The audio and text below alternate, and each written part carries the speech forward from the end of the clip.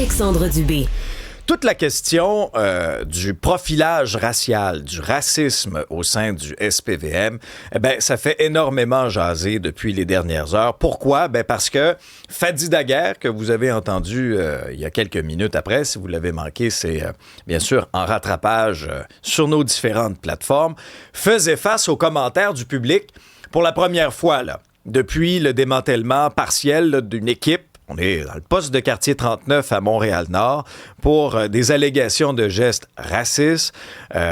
Certains collectionnaient des bouts de cheveux, notamment de personnes racisées, en termes de trophées, si vous voulez. Maintenant, Fadi Daguerre nous disait essentiellement ceci, là. Le changement de culture, ça va être long, ça va être difficile, ça va prendre 7 ans, voire même 10 ans. Il nous rappelait, écoutez, je suis pas un magicien, là. Ce ne sera pas le Fadi Daguerre show, là. Ça va se faire en collaboration avec tout le monde. Et revenu aussi sur certaines allégations lancées par la mairesse de Montréal, Soraya Martinez-Ferrada, à propos donc du profilage racial. Ce que Fadi Daguerre a rappelé, c'est, écoutez, moi je veux que les policiers fassent leur travail essentiellement. Et quand quelqu'un est interpellé, la personne est interpellée parce qu'elle a commis une infraction à la loi. Là-dessus. Maintenant, plusieurs volets qu'on va prendre le temps de décliner. D'abord avec Maître François-David Bernier, qui est avocat et analyste judiciaire. Bonjour, Maître Bernier. Bonjour. Bon, sur le plan juridique, là, est-ce que la question du profilage racial, est-ce que sur le plan juridique, c'est une notion qui existe? Pendant longtemps, on ne croyait pas à ça. C'était pas une notion qui existait vraiment juridiquement parlant. Puis je rappelle que c'est un bon moment pour parler des policiers parce que faut se dire, pour quelques-uns qui commettent ce genre d'actions, qui pourraient commettre des actions néfastes ou pas éthiques, faut se rappeler que les policiers là, font leur travail et c'est la minorité. Et avec tout ça, c'est sûr qu'il y a eu un jugement clé en matière d'arrestation aléatoire sur la route, le jugement du juge Hiergeau. Comme je dis, juridiquement, on ne croyait pas tant à ça, mais le juge Hiergeau est arrivé, puis son jugement était tombé comme un électrochoc qui interdisait les arrestations aléatoires, donc sur la route, ce qu'il y a eu pendant très longtemps. Les policiers pouvaient faire des vérifications, tout ça. Mais suite, justement, à un cas qu'on prétendait du profilage racial, on a arrêté ça et la Cour d'appel a confirmé le tout. Donc, ça a été un électrochoc et c'est là qu'on voit que juridiquement, il y a un problème, ça existe, mais les tribunaux, comme dans l'exemple de ce jugement-là, des fois peuvent aider à ce que ça arrive moins, là. Puis comme oui. on dit, c'est une minorité, là. Vous dites aider à ce que ça arrive moins. Donc, est-ce que légalement, il y a certaines choses quand même qui ont changé? On a créé un précédent? Ou? On a créé un précédent. Le problème, c'est que le précédent est sur la route. Les arrestations aléatoires qui ont été visées dans ce jugement-là du juge Hiergeau, c'était vraiment un policier qui patrouille en voiture, qui arrête un véhicule par hasard pour faire des vérifications, mais c'est devenu interdit. C'est sûr que le ministère public, le procureur général a crié au scandale parce qu'on disait on pourra plus arrêter des criminels, ça va être difficile de faire notre travail. Mais le juge avait vraiment dit le profilage existe et des fois il y a des billets conscients, puis ça je les nommerai pas les gens qui font ça, mais il y a aussi des billets inconscients qui sont dangereux. Donc, on avait pris une mesure drastique sur la route pour arrêter ça, mais on l'a pas fait pour d'autres genres d'arrestations aléatoires qui ne sont pas en voiture. Puis je pense que le cas du poste 39, s'il y a des accusations, pourrait peut-être venir faire un électrochoc dans ce domaine-là aussi et juridiquement reconnaître que le profilage racial existe aussi, là. Parmi des pistes de solutions, Maître Bernier, on entend souvent les fameuses caméras corporelles. Qu'est-ce que ça représente, par exemple, en termes de preuves, là, qui est présenté devant la justice? On comprend que c'est très long. C'est compliqué au Québec. Là, on dit que ça coûte cher, mais c'est un dossier qui taponne, qui s'étire, mais juridiquement, là, ça a une valeur, ça? Ben, ça a une valeur. Je veux dire, regardez les États-Unis, là, c'est courant, là. Il y a une caméra sur le véhicule, il y a une caméra corporelle. Et penser d'avoir un vidéo, autant va protéger un citoyen qui pourrait prétendre être victime d'un profilage racial ou autre chose, d'un abus policier.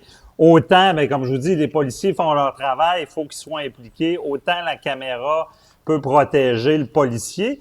Le problème avec les petits vidéos que tout le monde prenne, puis on a le droit de filmer un policier, ça sera pas de l'entrave, mais le problème qu'on a d'un côté et de l'autre, souvent on a une partie de la preuve, on appelle ça en droit scindé. Si on a un bout d'un vidéo, peut-être que ça avantage le policier ou désavantage, ou la personne qui dit avoir subi des répréhensions d'un policier qui est injuste ou du profilage racial. Donc, mais on dort au gaz, là, tu sais, pour les caméras. Mais d'après moi, c'est une question de coût. C'est sûr que c'est pas ce qu'il y a de plus sexy, là, investir dans la justice, là. Puis on le voit, là, des promesses. On est en campagne bientôt électorale. Je vais vous dire, là, tu sais, il y a pas si longtemps, les fax en droit existaient encore. Aller sur le primitif du palais de justice, c'est comme un Atari 64, c'est un vieil ordi. Aller dans les salles, tu sais, c'est certain que c'est pas si intéressant de mettre de l'argent, puis je pense que les caméras régleraient beaucoup de problèmes. Il y a des enjeux aussi de confidentialité, mais on n'investit pas là-dedans parce que c'est pas notre priorité. Et là, les citoyens sont scandalisés de ce qui est arrivé au poste 39, mais ça serait peut-être pas arrivé s'il y avait eu les caméras, là. Quand vous dites que c'est pas sexy sur le plan électoral, là, quand on regarde le sondage d'hier, là, où c'est même pas 10 des préoccupations, loin, hein? C'est particulier alors qu'on en parle abondamment dans l'actualité. J'ai été surpris. Mais les vidéos, justement, qui sont prises, puis c'est drôle parce qu'on en parlait un petit peu plus tôt avec Fadi Daguerre, est-ce que c'est ces petites vidéos qu'on voit circuler sur les réseaux, certains vont filmer les actions des policiers, est-ce que c'est recevable en cours? Quelqu'un qui porte plainte, est-ce que vraiment on peut utiliser ces images-là? Oui, les vidéos sont recevables en cours. De part et d'autre. Okay. Comment? Oui, de part et d'autre. De part et d'autre, et je vais vous dire, pensez à l'histoire de George Floyd aux États-Unis. Pas de vidéo, pas d'accusation, pas de condamnation. Ici, c'est pareil. Des fois, j'ai eu des cas de gens agressés par un policier, puis je leur disais, s'il n'y avait pas le vidéo, oubliez ça, parce que avec un policier, le policier a une crédibilité devant la cour que le citoyen a moins. Et d'un bord et de l'autre, c'est de la preuve recevable. C'est sûr que on fait attention à l'intelligence artificielle, aux faux vidéos, on regarde la chaîne de possession, mais c'est recevable là, lors d'un procès. Se joint maintenant à la discussion Beverly Jacques, qui est cofondateur et directeur adjoint de la coalition opposée. Bonjour, M. Jacques. Bonjour. Merci de me recevoir. Ça nous fait toujours plaisir, M. Jacques. Ben, d'abord, quelles sont vos réflexions, commentaires sur l'exercice qui a été fait hier soir par le chef Daguerre? Ben, selon les échos, j'ai compris que la population, ils veulent des réponses. On n'a pas encore les réponses. Il y a des choses qui sont non négociables aussi, que la population demande, puis que les positions sont un peu plus claires là, sur qu'est-ce qu'on attend. Mais je pense que la confiance, je pense qu'on aime le numéro 1, on l'aime, mais on n'aime pas comment ça se passe. On n'aime pas qu'est-ce qui se passe. On n'aime pas le temps que ça prend. On n'aime pas les conséquences qu'on n'a pas. Donc, il y a beaucoup de frustration. Il y a beaucoup d'insécurité. Il y a beaucoup de questionnements. Il y a tellement de choses que la population veut parce que c'est des histoires qui continuent de se répéter. Et je me souviens qu'on avait déjà dit ça. J'ai dit le Québec va pas bien, puis c'est vrai, là. C'est encore la preuve. C'est comme, on attend quoi? C'est ça, tout le monde se dit, on attend quoi? On ne sait pas c'est qui les policiers. On ne sait pas c'est quoi les conséquences qu'ils vont avoir. C'est comme trop de questions, pas assez de réponses. Ouais. D'ailleurs, ça va faire l'objet de notre tribune téléphonique aujourd'hui, Isabelle, et par texto. Là. Êtes-vous satisfait des réponses du chef Daguerre pour qu'on améliore les choses au SPVM? 187 Cube Radio, 1877-827-2346, téléphone, texto. Déjà, les commentaires sont vifs. Il y en a plusieurs qui parlent, entre autres, de la réglementation pour l'insulte des policiers. Là, c'est un autre dossier, mais ça a fait réagir sur la messagerie texte, les caméras corporelles aussi. Bon. Beverly Jacques, quand on s'entretenait avec Fadi Daguerre un peu plus tôt aujourd'hui, nous rappelait que un changement de culture, ça prend du temps. Ça peut parfois prendre 7 ans, 10 ans, que ce ne sera pas le Fadi Daguerre show, qu'il n'est pas magicien non plus. Vous dites, vous aimez quand même le gars. Est-ce que vous pensez qu'il va être capable, lui, de changer les choses au SPVM? Puis moi, je rappelle ma position. Tu sais, des policiers racistes, il y en a, mais ce ne sont pas tous les policiers qui sont racistes. Mais je vais vous dire quelque chose que j'ai appris d'un recherchiste qui a travaillé chez nous. Il m'a fait comprendre quelque chose qui existe depuis longtemps, puis je suis content qu'on a un avocat là, sur le take. Toujours pratique d'avoir un avocat sur l'émission. Hein? J'ai appris ça. Je me tiens jamais loin de mon avocat. Il a dit que la différence entre la communauté d'accueil et les communautés immigrantes, c'est que la communauté d'accueil sait que la police travaille pour eux. Tandis que les communautés immigrantes, eux, ils comprennent peut-être pas encore ça, dans le sens que dès qu'un policier nous interpelle ou nous questionne, ben, on est toujours en mode plus défense. Tandis que la société d'accueil est plus en mode dénonciation ou de dire « Hey, tu sais, vous travaillez pour nous, là, c'est comme j'ai besoin de cette sécurité-là. » Tandis que de l'autre côté, on va hésiter. On va avoir plus une tendance à se dire « Je ne suis pas convaincu que si je les appelle, que c'est moi qui vont venir aider. » Et j'ai tellement eu de dossiers comme ça avec des gens qui se disent hey, « j'appelle la police, là. » Mais en fin de compte, c'est moi qui ai eu des problèmes. C'est pas... Je les ai appelés pour qu'ils m'aident, puis c'est moi qui ai eu des problèmes. So, ça, c'est des conversations, comme je dis, on parle de culture. C'est des cultures qui existent depuis longtemps dans la police. C'est pas nouveau. Tu sais, les gens, ils veulent du changement parce que quand tu regardes qu'est-ce qui se passe ailleurs dans le monde, tu sais, on parle de caméra corporelle. Moi, j'ai déjà dit, je pense même à ton émission, que non, je suis pas d'accord avec les caméras corporelles. Pourquoi? Parce que je vois qu'est-ce qui se passe ailleurs et malgré les caméras corporelles, il y a des dossiers qu'ils accusent les personnes. Puis c'est comme, mais non, on voit très bien là, qu'est-ce qui s'est passé, c'était pas correct. Mais encore une fois, si tu as un bon avocat, c'est pour ça que l'avocat est important, son expérience aussi, c'est ça qui va aider. Ensuite de ça, on parle de culture au SPVM. Il y a beaucoup de choses qui ont été dénoncées. Qu'est-ce qui s'est passé à la Rive-Sud, par exemple? Tu sais, on parle du BEI. Le BEI, là, on attend. Jusqu'à ce jour, on a des preuves, on a tout, les dossiers sont montés. On voit très bien que c'est des actes criminels. Ça serait quelqu'un d'autre, là, criminel, tu fais ton temps. Mais avec le BEI, on a remarqué que c'est pas ça. So là, comme j'ai dit, la confiance du peuple, comme j'ai dit, ça revient à ce que j'ai dit depuis le début. Ouais. Vous pensez qu'on veut appeler la police maintenant pour régler nos problèmes? On va peut-être appeler un avocat avant. Je l'entends, je l'entends bien, Beverly Jacques, Maître Bernier, oui. Ben, je veux dire, je comprends Fadi Daguerre de dire qu'on veut changer une culture, puis ça peut prendre 7 ans, mais moi, je suis pas d'accord. Là, je veux dire, on le voit dans le judiciaire, on le voit dans beaucoup de dossiers. Ça peut être beaucoup plus sous électrochoc. Puis la justice sert à ça, dénoncer sert à ça. On n'attendra pas 7 ans que ça se règle. Comme je vous dis, dans le cas du jugement du juge Hiergeau, là, que personne croyait à ça, qu'un juge osait dire ce que personne voulait vraiment dire, osait mettre une mesure drastique qui pouvait nuire aux policiers, mais qui dénonçait ce profilage. Je vais vous dire, on est capable d'avancer beaucoup plus vite. Et dans ce cas-là, il n'y a pas d'accusation encore. Ça appartient au DPCP d'accuser, là. Mais l'exemple, on fonctionne comme ça dans notre société. La justice est là pour dénoncer, punir des crimes et faire que d'autres vont être découragés de le faire. Et je pense qu'on pourrait avancer beaucoup plus vite, et surtout s'il y a des accusations. De la façon que je vois ça, tu sais, hier, j'ai l'impression que c'était plus un exercice d'écoute, là. C'est-à-dire que le chef Daguerre s'est présenté là, entendait les témoignages des différentes communautés. Maintenant, Beverly Jacques, l'automne prochain, là, il m'a parlé du mois d'octobre-novembre, là, il va déposer là, tu sais, un rapport, un plan, des mesures. Si on se tourne un peu vers l'avenir, vers des pistes de solutions, qu'est-ce que vous souhaitez voir à l'intérieur de ce plan-là comme proposition de la part du chef Daguerre? Wow. On a tellement parlé de choses. Je suis d'ailleurs dans un de leurs rapports. Euh, Honnêtement, qu'est-ce qu'on aimerait voir, c'est plus de transparence. Moi, je pense que c'est le plus gros mot, là. OK? C'est la transparence. Parce que je parle surtout au nom au nom, c'est un gros mot, mais de la clientèle avec qui je travaille, la jeunesse. On travaille avec des intervenants.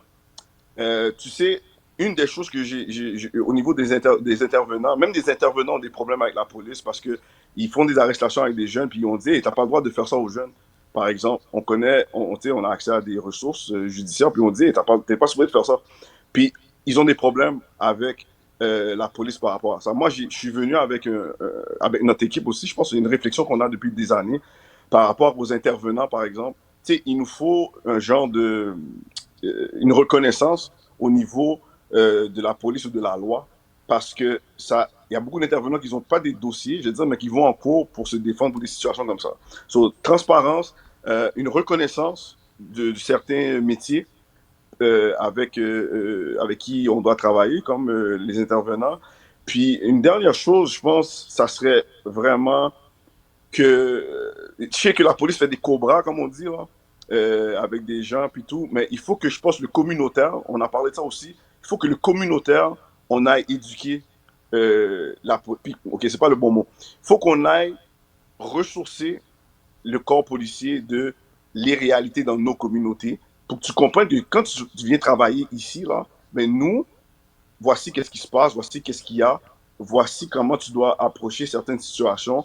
Tu ne peux pas venir en cowboy puis arracher des cheveux, là. Tu peux pas venir en cowboy puis faire des menaces. Tu peux pas venir en cowboy puis te montrer comme, hey, c'est moi le gros chef ici, là. Ça marche pas. C'est ça que je veux dire. Quand on me dit que nous, on peut pas te faire confiance. On veut collaborer avec vous, mais on peut pas vous faire confiance si vous agissez comme ça avec nous. Parce qu'il y a beaucoup de travail qui se fait. Puis après ça, tu as une mort, comme j'ai dit, comme Abisai. T'as une mort comme Nouran. Là, nous, à chaque fois, c'est comme, hey, on doit retravailler ces liens-là. C'est ça que je veux dire. Il faut que nous, le communautaire, puis comme je dis, c'est pas le mot éduquer là, mais on doit aller ressourcer, et dire voici qu'est-ce qui se passe, voici qu'est-ce qui se passe dans nos quartiers, voici qu'est-ce qu'on a besoin, voici comment tu dois approcher, et puis voici la réalité. Ne viens pas ici puis t'imposer comme ça sur nos quartiers, parce que c'est plus de la répression que de l'aide à ce point-là. Maître Bernier, Ça puis prend, ça Isabelle. prend, ça Allez-y, prend Maître de la Bernier. formation aussi, là. C'est ça, beaucoup de formation, beaucoup de sensibilisation. Comme on dit, là, les policiers, là, on en a besoin, puis quand on les appelle, on est content qu'ils arrivent. Puis ceux qui agissent mal, c'est des minorités, c'est des pommes pourrites. Mais formons-les, inclure.